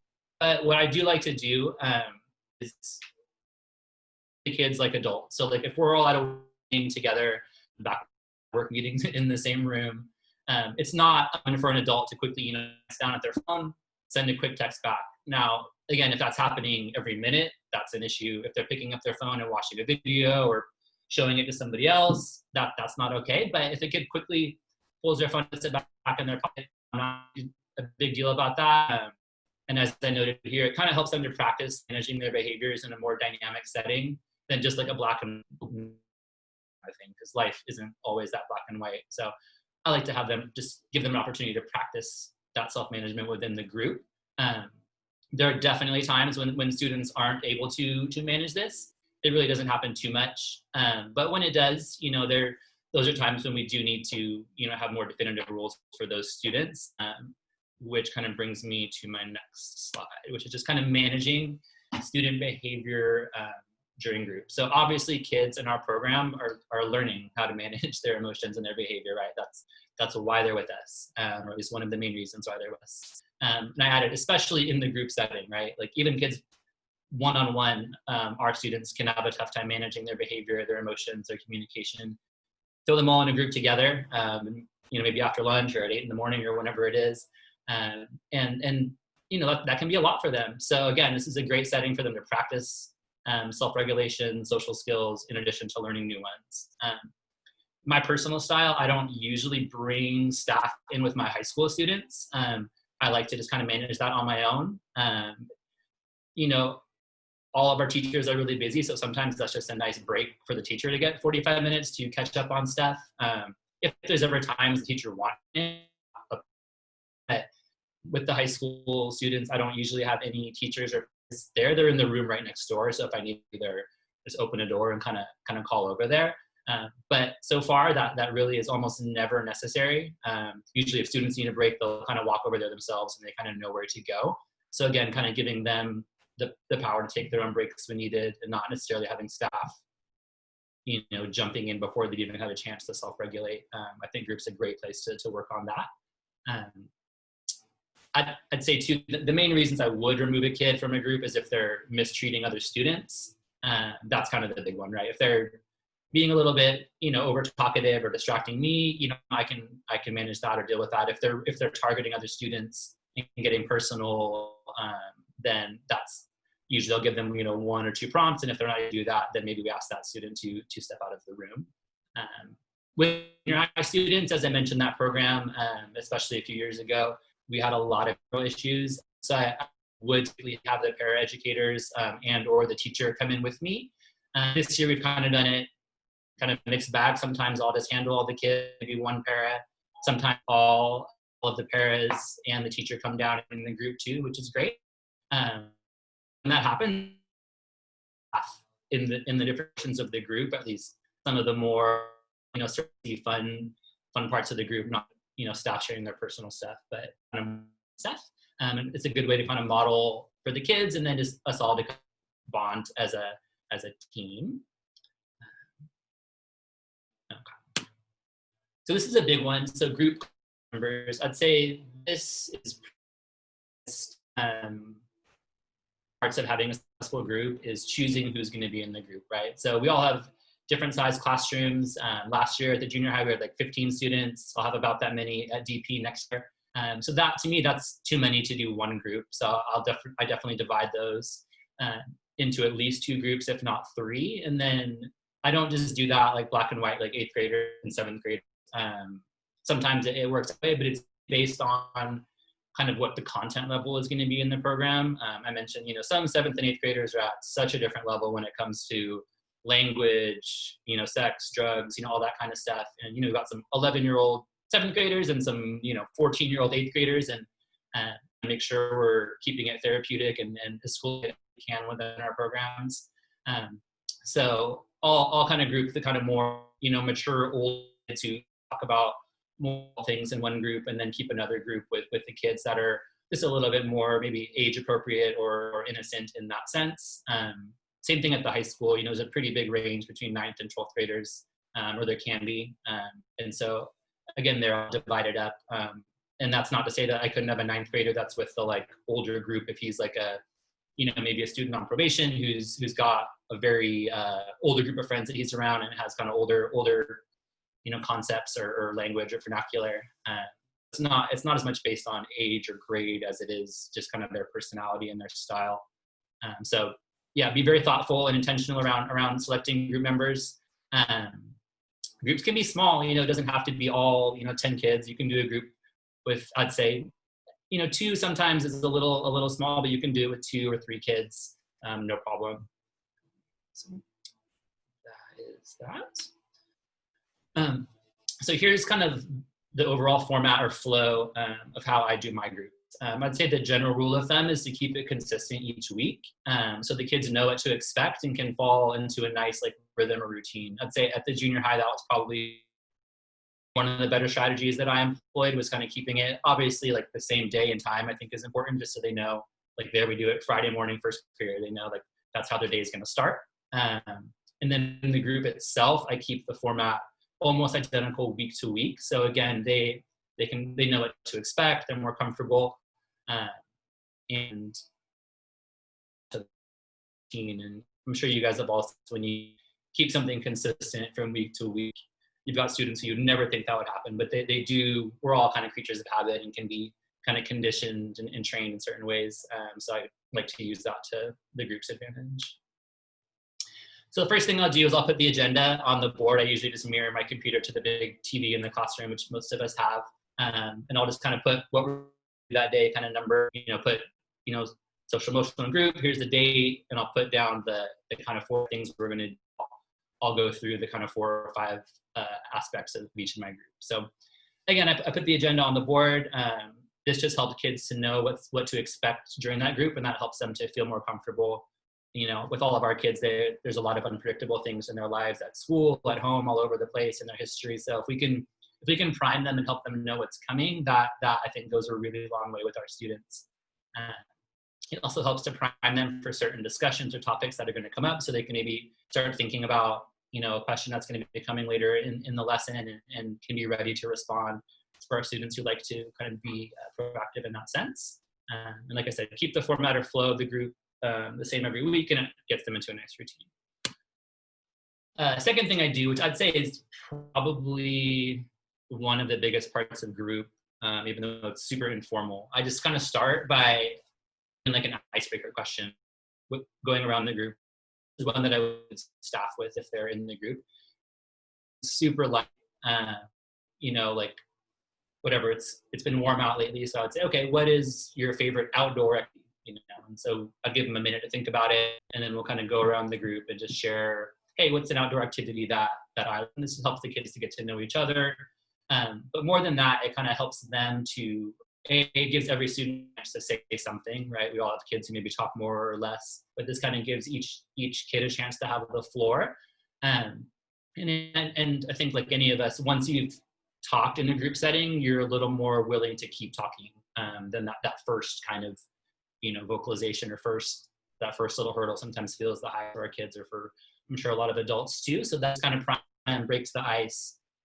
So I put, some silly examples, their favorite food or dessert or movie or animal, and I try to make it relevant to like the season. Like overall, ask them, okay, what was your favorite movie, as a kid? Or if they don't have one, what's the coolest one you saw last year, or something like that, just so it's at least somewhat topical in that sense. And that really is, like I mentioned, some transition into group and sets the tone for group as a whole. Next is relaxation time. So I'm big mindfulness. I've done a lot of silent meditation retreats, and so I try to bring this in to my students in my classrooms, and even for the staff in the room too. It's not a bad thing for all of us to get it a little bit. So I'll do about 5 minutes of relaxation time. It depends on age. Again, with like the junior high kids, the more challenging group, I usually use like a video. And I put one on here. There's a YouTube channel called the 4K Relaxation Channel, but they have a lot of like virtual nature walks. And so it's not just like a still shot of a river. It's like somebody walking through a forest. And again, I'll even make that related. So I'll show somebody walking in snow in a forest. If it's, summer, I'll show a beach in Hawaii. So I put one of my favorite ones on here, just walking through this cool rainforest in Washington State. So yeah, I'll mirror that to the TV in the classroom, and I'll put that on for, 3, 4, 5, maybe 6 minutes if they're really, calm and quiet. They'll get a couple prompts here and there about just, keeping the comments down, or, please put your phone away kind of thing. But just encourage them to focus on their breathing and just kind of taking in the sounds, because the videos I use, you could do ones with music. I like the ones more natural, like ambient sounds. Feels a little bit more realistic, I guess. And again, real nature walks are good too. Just don't always have time to do a quick one in the middle of the group. The next thing I do every week is I review last week's lesson. So whatever we covered the week before, I'll just briefly hit kind of the main points, like any areas that were the upcoming lesson for that day. And then I'll ask questions about last week's topic. One's pretty self-explanatory. And then I'll jump into like the bigger chunk of the meeting, which is just the new, SEL lesson for that week. So, our kids need repetition, just like a lot of us do. So I'll review kind of the main points multiple times, do examples. Oftentimes I'll pull a staff up with me to do like a role play. There's certain curriculum that even have built-in role plays, like the peers curriculum for social skills has a lot of cool role plays. So I'll bring a staff up and we'll role play certain things in front of the students. Sometimes you can even bring the kids up and get them involved in the role plays too. And finding a way of just getting them all involved into the discussion. So again, that could be through role plays and coming up in the group. It could be them reading a certain section of, the material that's on the board, or it could just be asking a question related to the topic and kind of going around and having each kid say, do they have any thoughts about that, opinions or examples from their life, something like that that's happened, and then they can kind of share that with the group. So try not to make it me up there just lecturing, because anybody, including adults, can tone that out, and again, especially our kiddos. So that's kind of the 5 main things that I do each week in group, as far as just like the stages or different components. The curriculum itself obviously is a big part of it. I really try to keep it, fresh and interesting for the kids. We work with teenagers; they're used to things kind of moving pretty quick. So again, I try to keep it, relevant, keep it modern, use language that they can take in, and I'll paraphrase things into more teenage language as needed. So I'll often pull from the SELPA Padlet. It's been great to have that, the last chunk of time that SELPA's been putting that out. So I'll pull from that quite a bit, and again, just kind of transcribe it into the age or grade level of the kids that I'm working with. I'll supplement it with related material that I feel that they'll resonate with, and then using additional curriculum. I mentioned the PEERS curriculum for social skills, which it was designed for kids with autism, but there's definitely stuff in there that any kid can benefit from, and even adults for that matter. All different mindfulness curriculum. Again, that's kind of one of my personal passions, and it's been great that the research and everything else is gaining momentum in that arena as well. So we'll do mindfulness curriculum, such as learning to breathe, or Mind Up a few years ago we were using quite a bit. And Dan Siegel's Healthy Mind Platter is just cool, I guess, methodology or theory on 7 different things that we all need in our lives to be at our best. So that's even for adults. If you haven't checked that out, because there's some pretty cool things in there that I hadn't quite thought of in that way before. And then I like to include video clips with our kids. Again, we've got young kids, so keeping it fresh. Instead of me lecturing for 45 minutes, I'll throw a video. I listed a few on here that are just kind of random ones that I like to show a lot of my kids. So definitely feel free to. Would you be okay if I post your presentation on the Padlet for the G.R.O.W Summit so that they can have these links? Yeah, no problem. And I added at least 1 or 2 since I sent it to you this morning too. So this is the current one right here. Okay, great. Yeah, but check those videos out. Those are awesome. Kind of for even adults to watch. Well, just kind of random stuff. So, I'm kind of big on keeping it simple, and less is more. I think, again, our kids have very complicated lives. School is a very complicated place for them on a number of levels, academically, socially, leaving their own stuff at the door, all that stuff. So I try to keep the concepts and the plans pretty brief and manageable. And I suggest that for the kids, but also for staff. Then you don't feel the pressure of having to squeeze everything in and adjusting on the fly. Just keep it pretty basic. And if it's a shorter group, then I've never had a problem with that.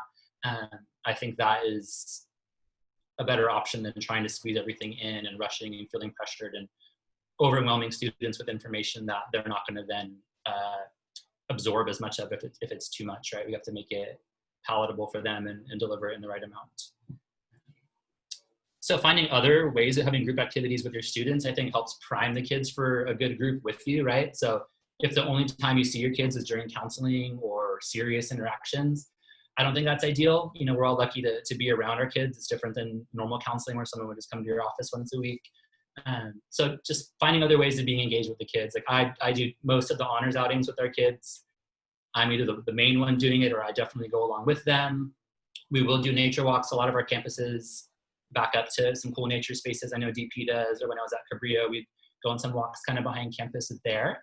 And we'll get the kids out on like beach cleanups. Educational field trips too are also great, even if it's stuff like the zoo for the younger kids especially. And just kind of building that relationship and keeping the tone of that relationship, kind of just adding a fun element to it. And I'd say also, like, we can support students in participating in different types of groups on campus. Like, I'd say probably my highlight of this school year so far. We have a kid who's, pretty, severely autistic as far as for our programs go. He's up there at the junior high level. And so he's a little bit of an outlier in our program, just based on that and as part of his personality as well. And so one of the cool things we did for him this year is I helped him to have a club on campus where we held like a gaming club. So I didn't quite realize what I was getting myself into. It'd be me and like 40 junior high boys playing video games in our lunch, which first was a lot of energy, but it was, kids were giving him a lot of praise because they're like, oh, you have the coolest club on campus. And then every day afterwards, he would be like, oh, this was the best day ever, that kind of stuff. So, he would still do our groups every week, our SEL groups, but, he got probably infinitely more out of that than any lesson that I could have delivered to him. So finding other ways of supporting your kids to have some positive group social experiences on campus, because obviously that's what it's about, right? And then working with your teacher, case manager, around how to incorporate the SEL curriculum into the classroom. I've seen different teachers do this a lot of different ways. Ryan Fountain, who spoke yesterday, he kids work on stuff almost every week and does projects such as writing, small, one-page essay around certain topics, or having students make visuals or drawings that are related to like the different SEL topics and kind of posting those around the classroom, which then just adds a nice environment to your classroom with kind of the topics that we want to talk about or we want to keep in mind. And then the kids get to kind of see their stuff up in the classroom too, which is always great. And yeah, just to wrap it up, I just threw a quote up here that I'd seen, probably 10 years ago, but I think it fits really well with what we do. So it's, relationships, not programs, that change children. A great program simply creates the environment for healthy relationships to form between adults and children. Young people thrive when adults care about them on a one-to-one level, and when they also have a sense of belonging to a caring community. So that I think is my big thing. Like I said, I'm very relational and building that connection with kids. And so that's why I like the reframe is we've done a lot of these trainings as far as instead of attention-seeking behavior, connection-seeking behavior and things like that. And so really trying to front load that connection with your students, valuing them and helping them to feel valued on campus, is a whole other, topic there. We could do the training on that, on getting our campuses to help our students to feel welcomed and a sense of belonging and caring ideas, as the quote mentioned. So that's, kind of my 2 cents on that. Feel free to email or reach out if you have any questions about any of that stuff or the videos or things like that. Thank you so much, Tristan. That was awesome. If you can email me that latest version, I'd appreciate it. I'll put it on the Padlet so you guys can access it.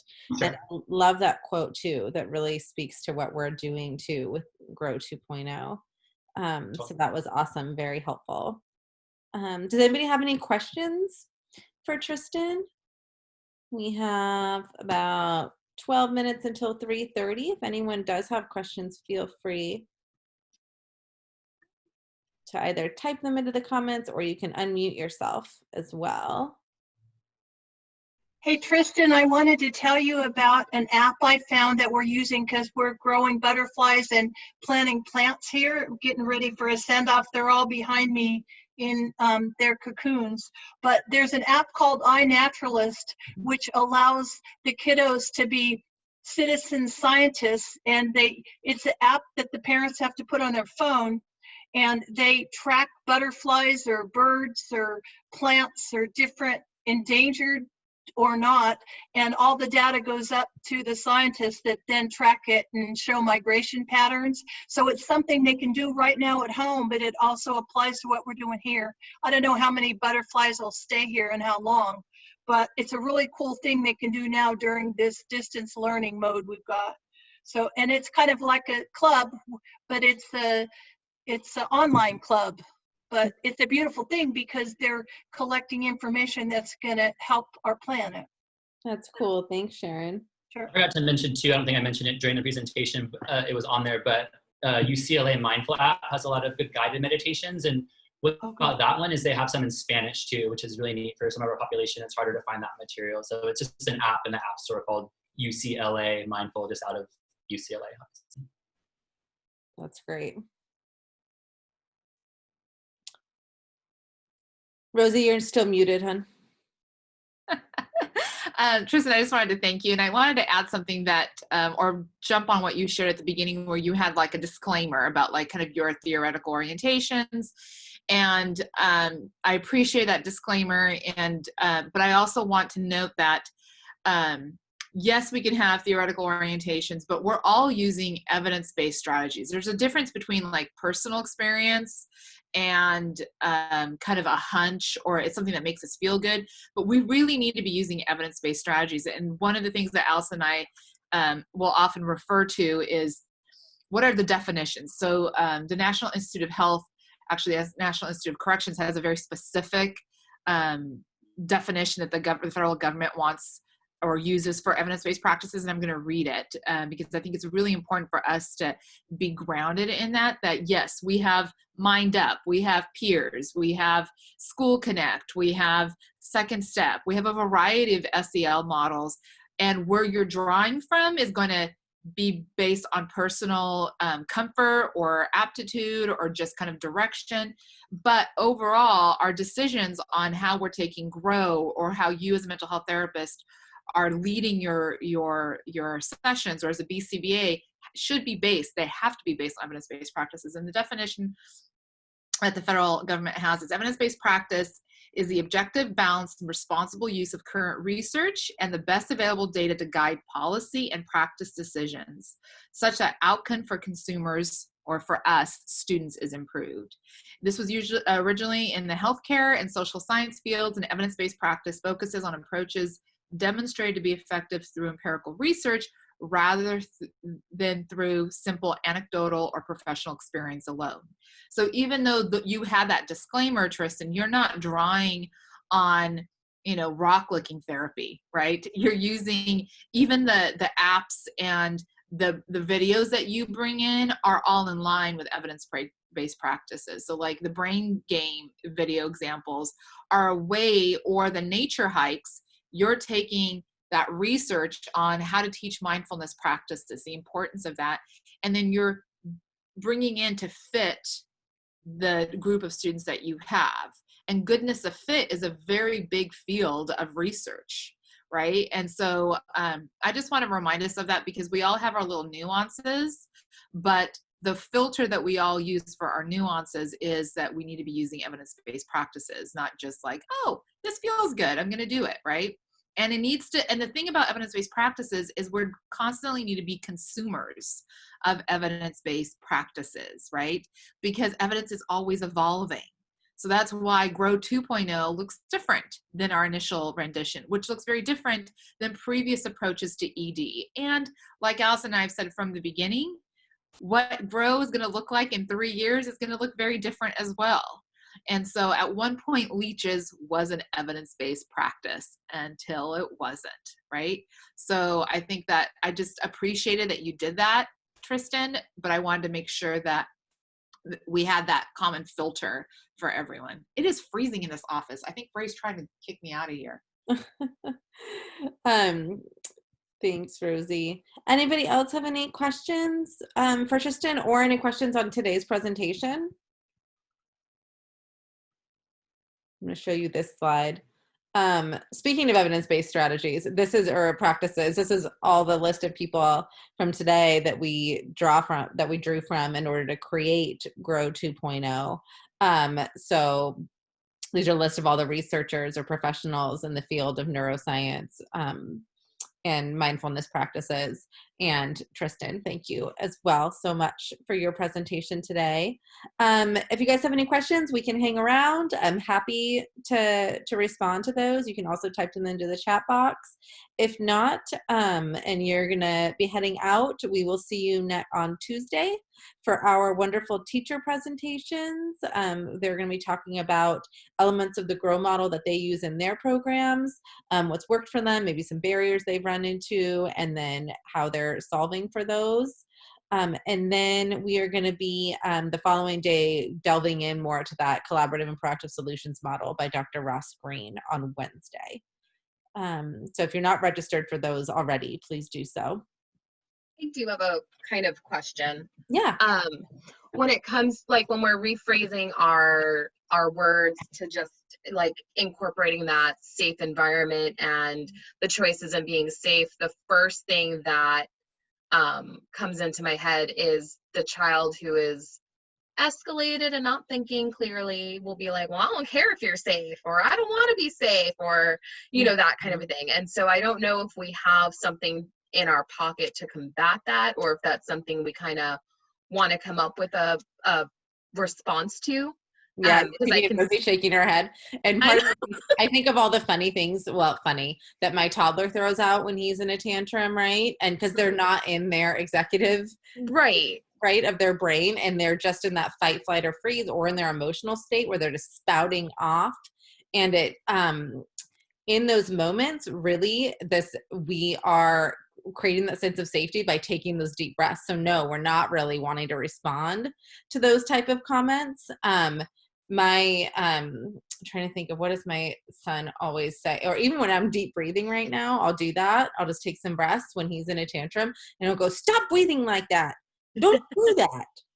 And then I want to respond to that. It's like my gut reaction to respond to that. And I try not to make it, I don't try not to accentuate it. I don't want to be mocking at all, but I just really just focus on wishing him well in that moment, and not responding verbally. I just say something like, you're safe, honey. I'm here. We're going to get through this. Yeah, because I definitely I know that in those situations when the kids are not at their baseline, that's not the time to be using more words. But I could that's like the first, because I have a hard time too with that wishing well pill. I'm all about that. I can feel myself starting to choke on it just a little bit, but I will work on that. But that was just the first thing I thought of when, we talk about creating the safe spaces. I can hear and see the kids, and I can see some of their responses, and I'm like, and that's where we're going to have to prompt everybody to take a step back and just not use more words. Right. But I just wasn't sure. I will say, Lauren, just because sometimes when we're escalated, we want to have validation, is I hear you. And then that way there's no judgment to it. It's not like, we're adding demands or getting combative, but it's all about just practicing that flow. And we also have to understand, for the kids that are going, this is stupid. Good catch. I know. This is dumb. This is not going to work. It's because they also haven't had experience with that cycle, right? And when they have a couple of experiences, Joan Carey, one of our SELPA paraprofessional of the year, is going to be speaking, and she's going to be talking about how doing the collaborative problem solving with one student who exhibits some very intense behaviors, very unsafe behaviors, how that's really changed, and how now he doesn't automatically within seconds go into the I'm going to put you in a chokehold, right? It takes way longer, and we're able to, because the staff have been working at this, to prevent that from happening, right? But usually when the students are trying to engage verbally, it's because we have to understand that there's a pathway that's strengthened, that they will get into a verbal banter with someone in their lives, right? And that's most of us. Most of us do that, that line, that dance, and then also that's where that kitchen sink, fighting comes out, because you bring out everything that's been done in the past. So the more that we practice breathing in, breathing out, wishing well, being mindful of our own physiology, being mindful of our narratives, then we will go through those cycles with the kids, and then their baseline will change, right? I don't know if that helped. Yeah, I just, I was just thinking we're going to need just a back tool pocket, or maybe when working with staff, a disclaimer that this is the time to say it, and then this is the time not to say it. Yeah.